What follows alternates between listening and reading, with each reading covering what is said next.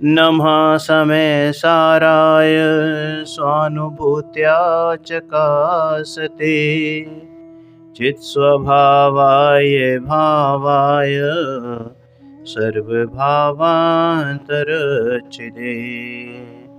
वन्दितु सर्वसिद्धे ध्रुवमचलमणोवमं गतिं पत्ते वोच्छामि समय पाहुण मेणमो सुध केवली भणिदम सुध केवली भणिदम। हमारा 1 से लेके 12 गाथा तक हुआ। फिर उसके बाद हमने कुछ कलश भी देखे और निश्चय व्यवहार की उपयोगिता हमने देखी, और साथ में ये भी देखा कि किस तरह से व्यवहार कथनचित उपयोगी है और कथनचित अनुपयोगी है, यानी अनुसरणीय है, यानी कि क्यों उसको फॉलो नहीं करना चाहिए, और किस तरह से निश्चय ने की विषय वस्तु सर्वथा आश्रय करने योग्य है, एकमात्र आश्रय करने योग्य है। क्योंकि जब हम अपने निश्चय ने की विषय वस्तु, और वो विषय वस्तु कौन है कि वो मैं हूँ, मैं यानी कौन, मैं परमात्मा, निज परमात्मा, मेरा परमात्म स्वरूप, वो निश्चय ने की विषय वस्तु है। और जब हम उसका आश्रय लेते हैं तो ही हम अपने मोक्ष मार्ग के दरवाजे को खोलते हैं। आई बात समझ में? अब चौथी गाथा में आगे बहुत विशेष गाथा है, सब लोग ध्यान पूर्वक सुनेंगे। पहले गाथा पढ़ते हैं, मैं सीधे हिंदी अनुवाद पढ़ूंगा गाथा का, उसके बाद भावों को समझने का प्रयास करेंगे। अबध पोठ अनन्य नियत विशेष जाने आत्म को संयोग विरहित भी कहे जो शुद्ध नए उसको कहे। अबद्ध पुट्ठ अनन्य नियत अविशेष और संयोग विरहित यानी असंयोगत। अब ये जो 5 विशेषण इसमें आए हुए हैं, एक बार उनका हिंदी अर्थ समझते हैं। आपकी स्क्रीन पर भी है। जो अबद्ध पुट्ठ है वो बेसिकली अबद्ध स्पृष्ट है। अबद्ध स्पृष्ट, इसको अगर हम संधि विच्छेद करें तो ये 3 भागों में डिवाइड होगा। पहला है अ प्लस बद्ध और स्पृष्ट। पुट्ठ या स्पृष्ट एक ही बात है। तो अ प्लस बद्ध प्लस स्पृष्ट, ये जो अ है वो बद्ध और स्पृष्ट दोनों के साथ लगा हुआ है, यानी शब्द बन जाते हैं अबद्ध और अस्पृष्ट। अबद्ध मतलब बंधा हुआ नहीं, यानी कि नहीं बंधा हुआ, और अस्पृष्ट का मतलब नहीं छुआ हुआ। दूसरा विशेषण है अनन्य। अनन्य मतलब अन प्लस अन्य। अन्य यानी कि अन्य अन्य ना होता हुआ, अन्य यानी कि ना, और अन्य मतलब अन्य, तो यानी कि अन्य अन्य ना होता हुआ। तीसरा विशेषण है नियत। नियत यानी कि फिक्स। इन सबकी डिटेल्स आगे आएगी। पूरी गाथा ही इन 5 विशेषणों के डिटेल्स के रूप में है, तो सिर्फ हम अभी हिंदी का अर्थ ही देख रहे हैं। अविशेष। अविशेष यानी कि अ प्लस विशेष। विशेष का मतलब होता है गुण, भेद, पर्याय, शक्तियां, ठीक है। तो अविशेष, अ यानी कि नहीं, और विशेष। असंयोगत, संयोग विरहित आया है ना हिंदी में, संयोग विरहित। विरहित का मतलब नहीं, और संयोग नहीं, तो इसको कैसे कहा कि असंयुगत यानी असंयुक्त। संयुक्त का मतलब होता है मिलना, जुड़ा हुआ, ठीक है, संयोग। अब क्या कहते हैं कि इस गाथा में इन 5 बातों के द्वारा पर्याय और स्वभाव की बात की गई है।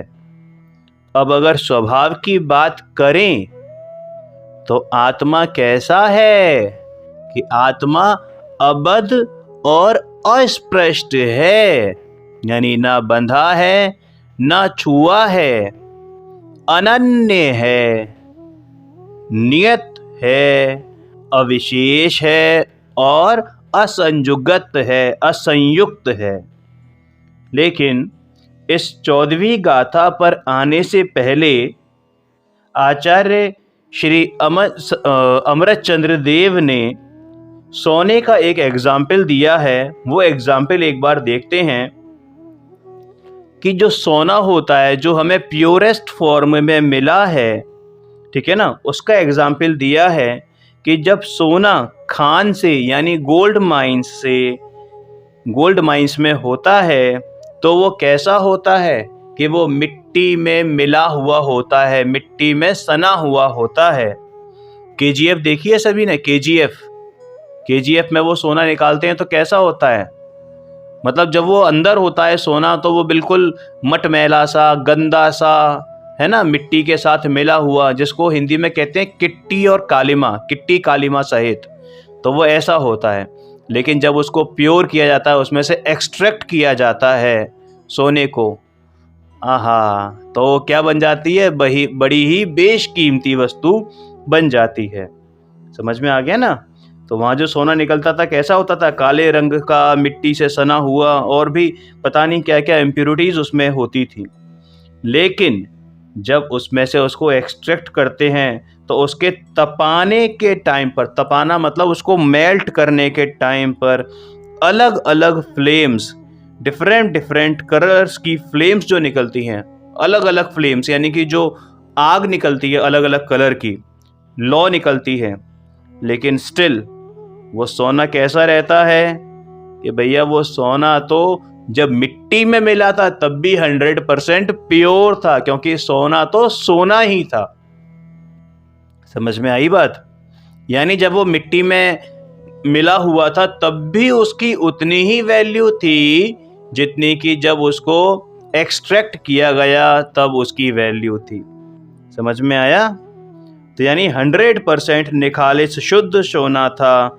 उस सोने के साथ भले ही इम्प्योरिटीज हों या फिर कोई और मेटल उसमें मिक्स कर दिया जाए, हमने पहले एक एग्जाम्पल दिया था चांदी का या प्लेटिनम का, अगर वो उसको हम मिक्स कर भी देते हैं तब भी वो सोना तो सोना ही रहता है। और उस मिक्स किए हुए सोने को जब आप सर्राफ के पास, किसी ज्वेलर के पास बेचने जाते हो तो भैया वो आपको सोने के दाम देगा, उस टोटल वेट के दाम नहीं देगा। सपोज आपके पास एक हार है ना, 100 ग्राम का हार है जिसमें 80 ग्राम तो सोना है और 20 ग्राम चांदी है, तो वो आपको 80 ग्राम के पैसे देगा, उस 100 ग्राम वेट के पैसे नहीं देगा, क्योंकि वो पैसे आपको हार के नहीं, वो तो उसकी शुद्ध अवस्था यानी सोने के पैसे दे रहा है, उस स्वर्णत्व के पैसे दे रहा है, उस सोनेपन के पैसे दे रहा है। समझ में आया? तो बस ऐसे ही मेरा परमात्म स्वरूप यानी मेरा भगवान आत्मा अनादि से इन कर्मों से, इन राग द्वेष आदि विकारी पर्यायों से, यानी कि ये जो 9 तत्व हैं, कौन से?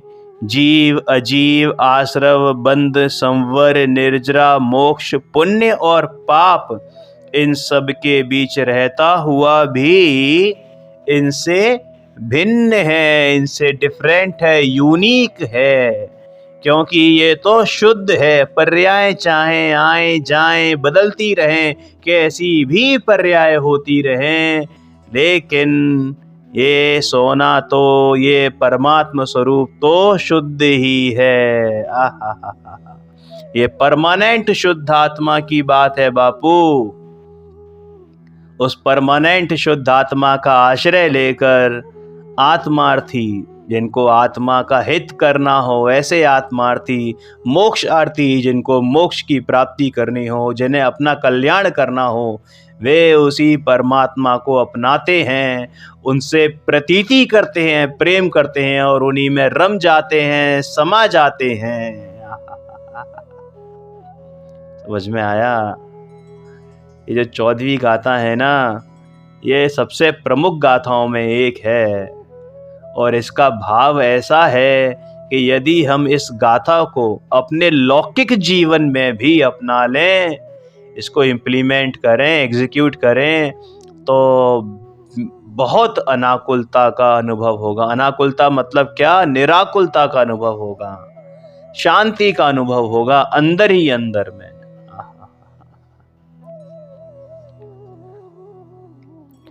तो क्या कहते हैं कि देखो, हमने हिंदी का अनुवाद पढ़ा, आपकी स्क्रीन पर भी है।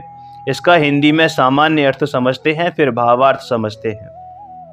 क्या कहते हैं कि आत्मा यानी जो नए, आत्मा को नए मतलब जिस एंगल से, है ना, जिस एंगल से हम आत्मा को कैसे देखते हैं कि बंध रहित देखते हैं।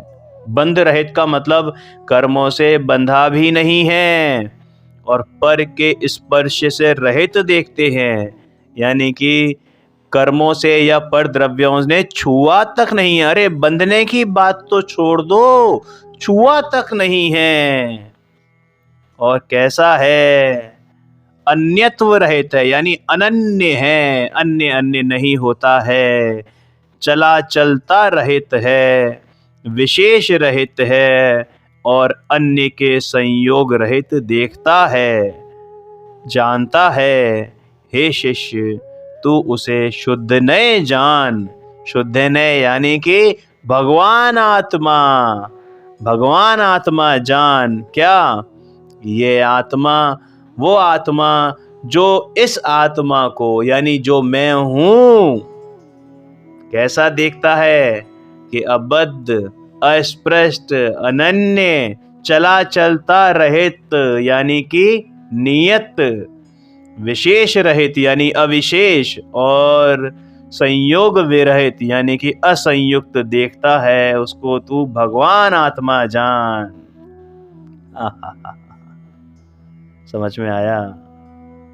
अब देखो इन पांचों विशेषण को कैसे, पांचों विशेषण अबद्ध पुट, अबद्ध पुट यानी अबद्ध स्पृष्ट, अबद्ध प्लस अस्पृष्ट, इसको एग्जाम्पल्स के माध्यम से समझते हैं और इन पांचों विशेषण को, पांचों एडजेक्टिव्स को हम एग्जाम्पल्स के माध्यम से ही समझेंगे। पहले है अबद्ध स्पृष्ट। आप सबने कमल, लोटस है ना देखा है? तो लोटस क्या होता है? जो कमल का फूल होता है वो पानी में डूबा रहता है, मतलब पानी में ही उगता है वो। तो उसकी जो पत्ती होती है, कमल के जो पत्ते होते हैं, है ना, या एक और ध्यान आता है मुझे, बतख का जो पर होते हैं, विंग्स, राइट, बतख के दोनों ही जो है ना, ये साइंस के बच्चे बड़ा अच्छा समझेंगे अगर मैं उनको एक्सप्लेन कर पाऊँ तो, कि वो हाइड्रोफोबिक नेचर के होते हैं। हाइड्रोफोबिक, फोबिक का मतलब होता है दूर भगना और हाइड्रो मतलब वाटर, यानी पानी से दूर भगने वाला, यानी कि पानी उन पर असर नहीं करता, चिपकता नहीं है, ऐसा नेचर होता है। तो ये जो कमल का पत्ता यानी लोटस लीव्स और बतख के जो पर होते हैं, दोनों का नेचर ऐसा होता है कि ये पानी में डूबे रहते हैं लेकिन फिर भी पानी से अलग होते हैं। क्यों? क्योंकि पानी उनको छूता तक नहीं है, यानी सुपर हाइड्रोफोबिक होते हैं ये दोनों, सुपर हाइड्रोफोबिक, कि पानी में ऐसा लगता है, जब हम बाहर से देखते हैं तो ऐसा लगता है कि ये कमल का पत्ता तो पानी में डूबा हुआ है, भीगा हुआ है, लेकिन जब बाहर निकाल कर देखते हैं तो क्या पाते हैं कि अरे ये तो बिल्कुल सूखा हुआ है, पानी ने तो छुआ ही नहीं है। क्या समझ में आया? इतना मतलब सुपर हाइड्रोफोबिक नेचर होता है कि उस पानी ने उस पत्ते को छुआ तक नहीं है, मतलब 1% भी पानी की बूंद उस पर नजर नहीं आती है, 100% ड्राई होता है। तो क्या समझ में आता है कि हमने इसको सिर्फ बाहर से देखा, लेकिन जब स्वभाव से देखा, उसके नेचर से देखा, उसके बेसिक नेचर से देखा, उसके स्वभाव से देखा, तो देखा कि पानी तो उसको छूता तक नहीं है। वैसे ही पर्याय से देखते हैं, पर्याय अपेक्षा से देखते हैं, तो ये आत्मा कर्मों से बंधा हुआ दिखाई देता है। राग में डूबा हुआ द्वेषी, क्रोधी, मानी, मायाचारी, लोभी, पापी, पुण्यवान, मनुष्य, स्त्री, पुरुष, अमीर, गरीब, सुखी, दुखी, पढ़ा हुआ, अनपढ़, गोरा, काला, शांत स्वभाव वाला, क्रोधी, अभिमानी, निराभिमानी दिखाई देता है। समझ में आया? यानी कि शुभ अशुभ वाला दिखाई देता है अगर हम पर्याय की अपेक्षा से देखते हैं। लेकिन जब स्वभाव से देखते हैं, अरे तो पाते हैं कि अपना आत्मा तो त्रिकाली शुद्ध है भैया, त्रिकाली शुद्ध। उसे कर्मों ने बांधने की बात तो दूर, छुआ तक नहीं है, छुआ तक नहीं है। क्योंकि यदि कर्म उसको बांधते या कर्म उसको छूते तो वो कर्म भी मुझ रूप हो जाते, यानी वो भी चेतन हो जाते, वो भी जीव हो जाते, आत्मा हो जाते। लेकिन ऐसा तो होता नहीं है, ऐसा तो होता नहीं है। दूसरा विशेषण क्या आया है, समझ में आया? पहला विशेषण। अगर कोई भी डाउट हो तो comment section is always open for all. आप कुछ भी वहाँ पर पोस्ट कर सकते हैं। कोई क्वेरी हो, कोई डाउट हो तो हम उसको लेने का प्रयास करेंगे। दूसरी बात क्या आई है, दूसरा विशेषण अनन्य। अनन्य यानी कि अन्य अन्य रूप नहीं होता। अब इसको भी एक और एग्जाम्पल से समझने की कोशिश करते हैं।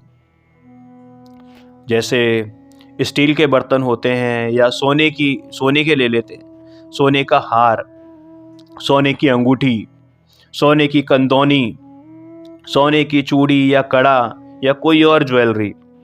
मतलब अगर पर्याय से देखेंगे तो वही सोना कभी हार बना, कभी अंगूठी बना, कभी चूड़ी बना, कभी कड़ा बना, कभी कंदौनी बना, यहाँ तक कि कभी गिन्नी बना, कभी सिक्का बना, कभी ईंट बना, कभी बिस्किट बना।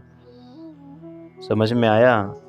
ये सब पर्याय हैं और अन्य अन्य रूप दिखाई देती हैं।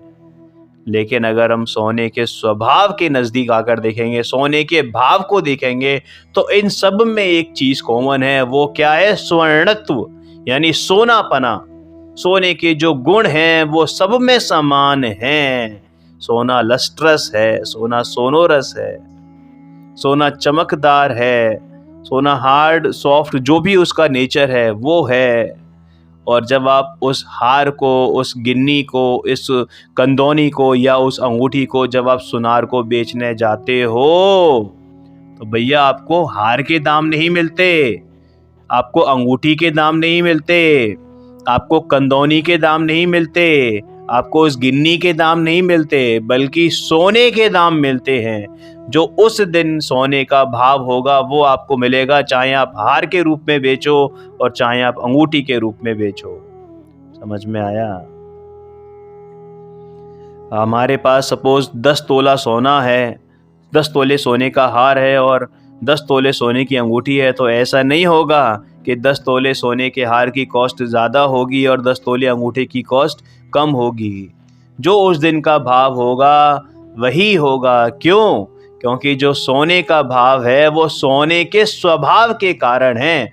गोल्ड के जो रेट्स हैं वो गोल्ड के स्वभाव के कारण है, उसके बेसिक नेचर के कारण है, ना कि उसके आकार के कारण है।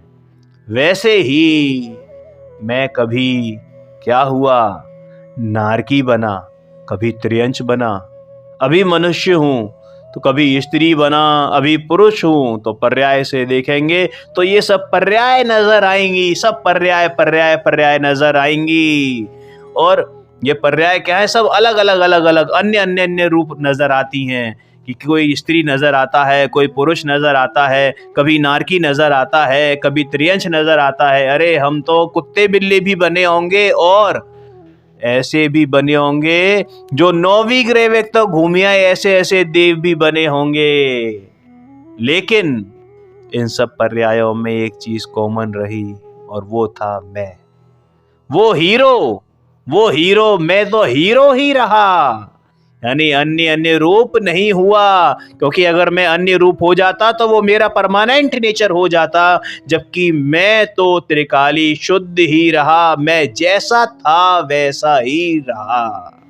मेरे भाव में, मेरे स्वभाव में रंच मात्र भी अंतर नहीं आया, एक ही रहा। समझ में आया? अब देखो जो तीसरी बात आई है ना, वो क्या है कि जब हम पर्याय दृष्टि से देखते हैं तो आत्मा हमें अनियत नजर आता है, यानी फिक्स नहीं है, चलाचल प्रवृत्ति का नजर आता है कि कभी यहाँ कभी वहां, कभी यहाँ कभी न वहां, यानी कि मंकी नेचर का नजर आता है। मंकी माइंड होता है ना, अस्थिर, वैसा नजर आता है।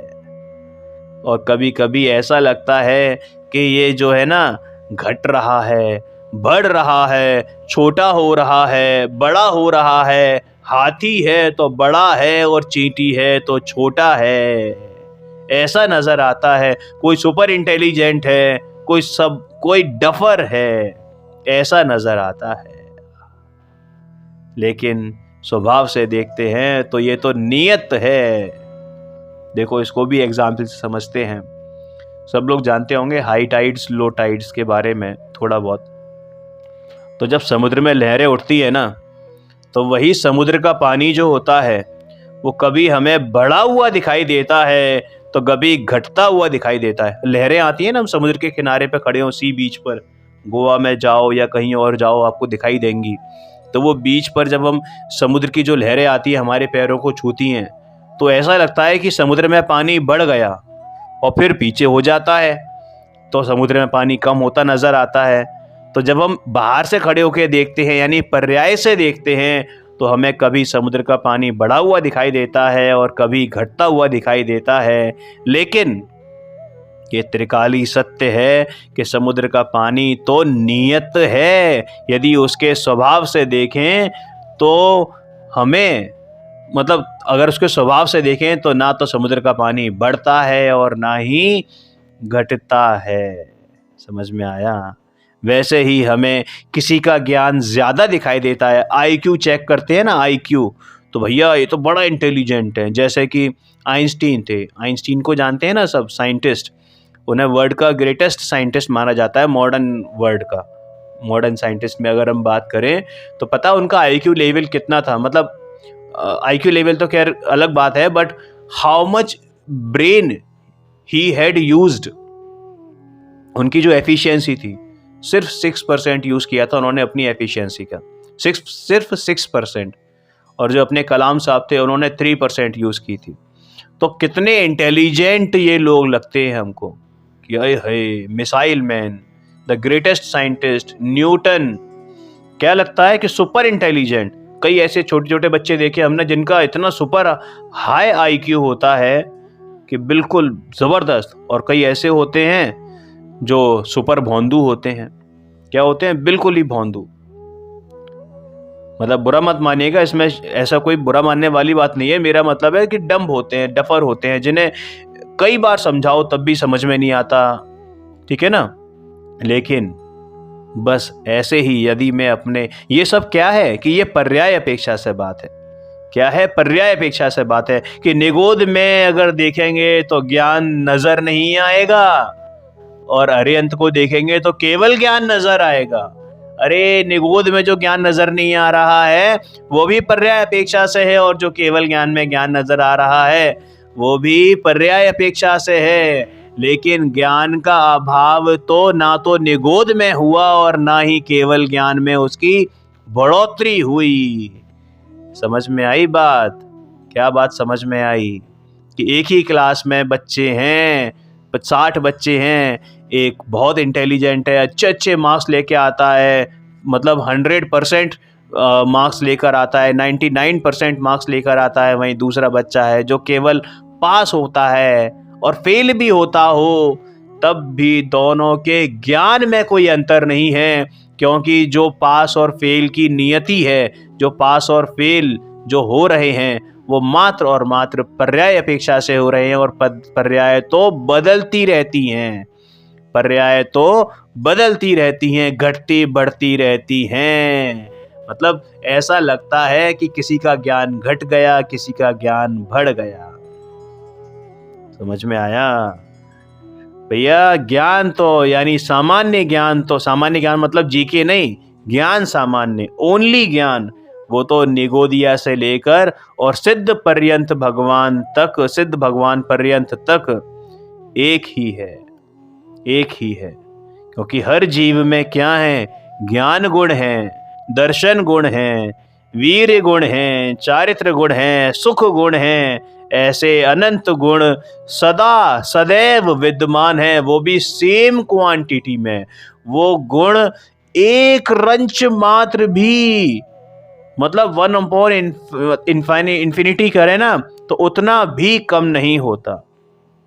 समझ में आ गई ना बात? अनंतवां भाग भी उनमें कम नहीं होता, निगोदिया में, और ना ही अरिहंत और सिद्ध अवस्था में उनमें अनंतवां भाग की बढ़ोतरी होती है। 1/, 1/, की भी बढ़ोतरी नहीं होती है।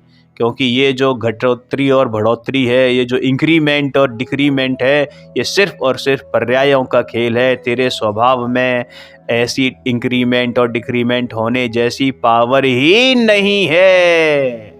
यानी कैसा है? नियत स्वभाव वाला है, फिक्स है, जो है सो है। समझ में आया? अब चौथा पॉइंट क्या है? अविशेष। अविशेष कि देखो कि पर्याय से जो विशेष विशेष दिखाई देता है वो स्वभाव से अविशेष है। अब यहाँ विशेष का मतलब क्या है? कि भेदों से है, गुण भेदों से है, कि दर्शन वाला है, सुख वाला, वीर्य वाला, चारित्र वाला, ज्ञान वाला। समझ में आ गई बात? इसको एग्जाम्पल से समझने की कोशिश करते हैं। जैसे गोल्ड है, गोल्ड के क्या है, क्या वो होते हैं, प्रॉपर्टीज क्या होते हैं, क्या एट्रीब्यूट्स होते हैं गोल्ड के? कि वो सॉफ्ट होता है, वो लस्ट्रस होता है, वो शाइनिंग, और लस्ट्रस तो चलो एक ही बात है, सोनरस होता है, राइट, येलो कलर का होता है, डक्टाइल होता है, मेलिएबल होता है। ये सारी प्रॉपर्टीज जो हैं, वो मेटल्स की जितनी भी प्रॉपर्टीज हैं वो सारी की सारी गोल्ड की प्रॉपर्टीज होती हैं most of the time, right. हमने पढ़ा भी है अपनी 9वीं 10वीं कक्षा में, ठीक है। ये सारी प्रॉपर्टी जिनको हम एट्रीब्यूट्स भी कहते हैं और हिंदी में गुण कहते हैं, लेकिन क्या ये सारे गुण जो गोल्ड में हैं, जो एट्रीब्यूट्स गोल्ड के हैं, वो अलग अलग हैं? यानी कि गोल्ड में से येलोनेस, येलो कलर उसका निकाल देते हैं और सॉफ्टनेस रख लेते हैं, क्या ऐसा संभव है? गोल्ड का जो लस्ट्रस नेचर है, काश वो सिर्फ लस्ट्रस नेचर में रख लूं, बाकी सबका मुझे कोई काम नहीं है। Is it possible? मतलब जो शाइनिंग नेचर है गोल्ड का वो मैं रख लेता हूँ, बाकी का उसका वेट, उसका जो सॉफ्टनेस है, उसका जो सोनोरसपना है या बजने वाली चीज़, या उसका जो मेलिएबल नेचर है, डक्टाइल नेचर है, वो हमें नहीं चाहिए। हमें तो सिर्फ उसकी शाइनिंग चाहिए, शाइन चाहिए, वो रख लेते हैं। Is it possible? तो भैया ऐसा पॉसिबल नहीं है। समझ में आया? तो हम जब पर्याय अपेक्षा से बात करते हैं, यानी इन गुणों के आधार पर जब हम बात करते हैं, तो हम क्या देखते हैं कि इस गोल्ड में कितने सारे भेद नजर आ रहे हैं जिन्हें हम विशेष कहते हैं। लेकिन जब हम गोल्ड को अखंड रूप से देखते हैं, उसके स्वभाव से देखते हैं, गोल्ड के कलेक्टिव नेचर को हम देखते हैं, जिसको स्वभाव भी कहते हैं, तो ये सब कैसे हैं कि ये अखंड गोल्ड के भेद हैं, यानी केवल गोल्ड की पहचान करने के लिए हैं। गोल्ड तो गोल्ड ही है, गोल्ड तो गोल्ड ही है, वास्तव में गोल्ड तो अभेद है। कैसे? स्वभाव अपेक्षा से। वैसे ही मेरा आत्मा, आहा, मेरा आत्मा कैसा है कि ज्ञान वाला है, दर्शन वाला है, सुख वाला है, वीर वाला है, प्रभुता वाला है, विभूता वाला है। ऐसे भेद आत्मा में नजर आते हैं, लेकिन अगर स्वभाव दृष्टि से देखें तो आत्मा तो अखंड है। इन सब भेदों का अखंड पिंड है, अभेद है, क्योंकि इनमें से हम ना तो ज्ञान निकाल सकते हैं, ना दर्शन निकाल सकते हैं, ना सुख निकाल सकते हैं, ना वीर निकाल सकते हैं, ना चारित्र निकाल सकते हैं, ना प्रभुता निकाल सकते हैं, ना विभूता निकाल सकते हैं। अरे जो मेरा गुण है वो सारे के सारे अखंड हैं, अखंड, एक अखंड आत्मा में हैं। समझ में आया? तो मैं तो अखंड शुद्ध आत्मा हूं, यानी कि अविशेष हूं, अविशेष हूं, विशेष विशेष नहीं हूं, अविशेष हूं। समझ में आया? Fifth, last but not the least, असंयुक्त, असंजुगत कहा था ना, असंजुगत, तो असंयुक्त, असंयुक्त यानी कि किसी के साथ मिला हुआ, कंपनी वाला, एकम्पनीड। जैसे कि पानी को जब आग की कंपनी मिलती है, यानी पानी को जब हम बॉईल करते हैं तो पानी कैसा लगता है? पर्याय से देखें तो अरे बड़ा गर्म है, हाथ जल जाएगा। उस खौलते हुए पानी को अपनी बॉडी पे डालो तो क्या होगा?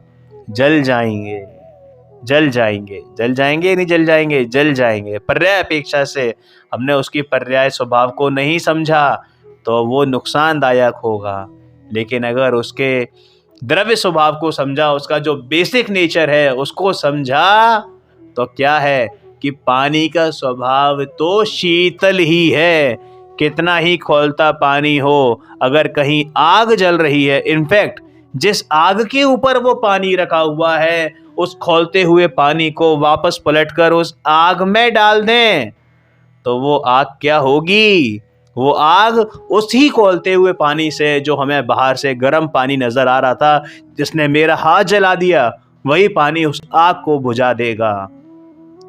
यानी कि पानी चाहे कैसा भी हो, पानी का स्वभाव शीतल ही रहता है। जैसा स्वभाव है, स्वभाव उसका बंद नहीं, खत्म नहीं होता, चाहे किसी के साथ भी संयोग में हो। मिट्टी के साथ संयोग हो, कीचड़ के साथ संयोग हो, पानी का स्वभाव तो शीतल ही रहता है। मिट्टी के साथ संयोग होने पे लगता है कितनी कीचड़ है। अरे भैया, उसमें तैरना थोड़ी है, उसको पीना थोड़ी है, लेकिन वो कीचड़ वाला पानी भी आग बुझाने के काम आता है, अगर उसके स्वभाव का प्रयोग किया जाए तो। समझ में आई ना बात? तो क्या कंक्लूजन निकलता है कि पर्याय से देखें तो पानी आग के साथ संयुक्त हुआ है, यानी पर्याय को आग की कंपनी मिली है तो वो गर्म नज़र आएगा, लेकिन स्वभाव से देखें तो आग के साथ होने पर भी वो तो ठंडा ही है, अपने बेसिक नेचर को छोड़ा नहीं है। समझ में आया? तो बस ऐसे ही कर्मों के साथ संयोग होने पर पर्याय में यह आत्मा मोह रूपी दिखाई देता, यानी मोही दिखाई देता है, रागी दिखाई देता है, द्वेषी दिखाई देता है, क्रोधी दिखाई देता है, मानी दिखाई देता है, लोभी दिखाई देता है। किसके साथ? कर्मों के साथ संयोग होने पर। लेकिन कर्म जुदा, जीव जुदा, कर्म जुदा, यानी जीव जुदा, पुद्गल जुदा। समझ में आई? लेकिन स्वभाव से देखेंगे तो आत्मा कैसा है? इन राग भावों से, इन क्रोध भावों से, इन मायाचारी भावों से, इस मोह से असंयुक्त ही है, यानी कि उन जैसा नहीं है, उनसे अलग है, उनकी कंपनी में नहीं है, क्रोध की कंपनी में नहीं है, उन कर्मों की कंपनी में नहीं है। क्योंकि ये अगर कंपनी मेरा स्वभाव हो जाती, ये संयुक्तता अगर आत्मा का स्वभाव होती, तो ये राग भाव, मोह भाव कभी भी आत्मा से अलग नहीं होते। और ऋषभ देव से लेके महावीर पर्यंत तक कोई भी पर्याय में भगवान पना प्रकट नहीं कर पाते, सिद्ध नहीं हो पाते। समझ में आई ना बात? क्लियर है? मुझे लगता है बहुत आसानी से समझ में आ सकती है, अगर थोड़ा सा इसको ध्यान से समझा जाए और आप इन सारी पांचों बातों को अपनी रोज़मर्रा की ज़िंदगी में भी घटित कर सकते हैं। और जब हम इन पांचों बातों को अपने ऊपर अप्लाई करते हैं ना, तो ये ऐसी बातें हैं, ऐसे एडजेक्टिव्स हैं जो बहुत शांति प्रदान करते हैं। अगर हम कंक्लूड करें तो हम देखते हैं कि ये पांचों एक ही मैसेज कन्वे कर रहे हैं। और वो मैसेज क्या है जो इस गाथा का सार है, जो जैन दर्शन का सार है, कि पर्याय से देखने पर आत्मा में अशुद्धता नजर आती है और उसी समय वो भूतार्थ भी नजर आती है। यानी पर्याय से देखेंगे तो वो अशुद्धता या जो पर्याय है वो कैसा है, वो भूतार्थ नजर आता है, यानी कि सत्यार्थ नजर आता है। लेकिन जब त्रिकाली स्वभाव को देखते हैं, अपनी एटर्निटी को देखते हैं, अपने अंतरंग को देखते हैं, तो क्या नजर आता है? वो अशुद्धता नजर नहीं आती, क्योंकि स्वभाव दृष्टि तो भूतार्थ है, सत्यार्थ है, त्रिकाली है, और पर्याय दृष्टि अभूतार्थ है। देखो बेसिकली अगर बात करें ना तो ये पांचों जो एडजेक्टिव्स हैं वो एक ही हैं, केवल समझाने के लिए इनको 5 तरीके से समझाया गया है। क्लियर है? जैसे इसको अगर हम लौकिक जीवन में अप्लाई करना चाहें तो देखो बहुत इंपॉर्टेंट चीज है। अगर हम इसको अपने लौकिक जीवन में कैसे अप्लाई करें, सपोज किसी बात पर हमारे फ्रेंड ने बहुत एग्रेसिव रिएक्शन दिया है ना, या फिर किसी ने मेरी गाड़ी को ठोक दिया, टक्कर मार दी, और उल्टा उसी ने मुझे अब्यूज किया, गाली दी, तो ये सारा कार्य कहाँ हो रहा है? उस फ्रेंड का एग्रेसिव नेचर कहो या उस स्ट्रेंजर का जिसने गाड़ी ठोकी उसका नेचर कहो, उसकी अब्यूज कहो, वो कहाँ हो रही है? वो सारा काम पर्याय में हो रहा है। और स्वभाव से तो प्रत्येक प्राणी मात्र कैसा है? भगवान आत्मा है। चाहे वो मेरा फ्रेंड हो चाहे वो मेरा फ्रेंड हो एक्सक्यूज मी, चाहे वो मेरा फ्रेंड हो या वो सड़क पर चलता हुआ आदमी हो। हमें क्रोधी नजर आ रहा है लेकिन ये सब पर्याय में हो रहा है। और जब हम ठीक उसी समय उसके स्वभाव की तरफ देखते हैं, स्वभाव मतलब उसका जो सामने दिखता हुआ स्वभाव नहीं, पर्याय की बात नहीं है, अंतरंग स्वभाव में देखते हैं, प्राणी मात्र की नज़र से देखते हैं, भगवान आत्मा की नज़र से देखते हैं, तो हमें तो वो आदमी, हमें तो वो फ्रेंड, हमें तो वो जो प्राणी मात्र है वो प्राणी मात्र नज़र आएगा, भगवान नज़र आएगा। और हम उसके रिएक्शन को रिएक्ट करने से बच जाएंगे। समझ में आ गई ना बात? अगर हम दिमाग में ये सोच लें कि अरे ये रिएक्शन तो एक पर्याय में हो रहा है, तो हम उस रिएक्शन को रेस्पॉन्स देने से बच जाएंगे और एक बहुत बड़ा बखेड़ा खड़ा होने से बच जाएगा और प्रॉब्लम्स आगे नहीं बढ़ेंगी, यानी बात आगे नहीं बढ़ेगी, झगड़ा टंटा आगे नहीं बढ़ेगा। मोस्ट ऑफ द टाइम हमें जो प्रॉब्लम्स है ना, हमें जो मिसअंडरस्टैंडिंग होती है वो रिएक्ट करने से होती है, पर्याय दृष्टि देखने से होती है। समझ में आया? और वैसे भी जो गाली उसने दी है ना वो आपको नहीं दी, वो किसको दी है मालूम है? आपके शरीर को दी है।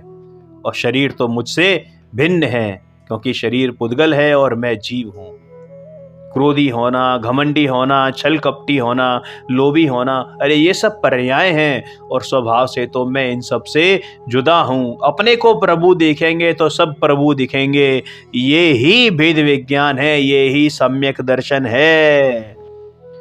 देखो जब हम गुस्सा करते हैं ना तब भी हम गुस्सा नहीं करते, क्योंकि जो कार्य हो रहा है वो सारा कार्य तो पर्याय में हो रहा है। और जब ये बात ख्याल में आती है तो वास्तव में गुस्सा अपना स्वभाव नहीं लगता और गुस्से का भाव भी नहीं आता, क्योंकि ये परिणाम मेरा परिणाम नहीं है। हो भले ही रहा हो, दिख भले ही रहा हो मेरे में होते हुए भी, लेकिन ये मेरा परिणाम नहीं है। They are not my स्वभाव, but they are only विभाव भाव, and they can be separated from my eternity, from my individuality, from my existence, from my eternal nature। समझ में आया ना? हमें तो सिर्फ अपने स्वभाव का आश्रय लेना है, उनमें श्रद्धा करनी है, उनमें अपनापन करना है, उन्हें जानना है और उसमें ही लीन हो जाना है। और यही सम्यक दर्शन है, यही सम्यक ज्ञान है और यही सम्यक चारित्र है, भगवान बनने का मार्ग है। ओम नमः सिद्धेभ्य।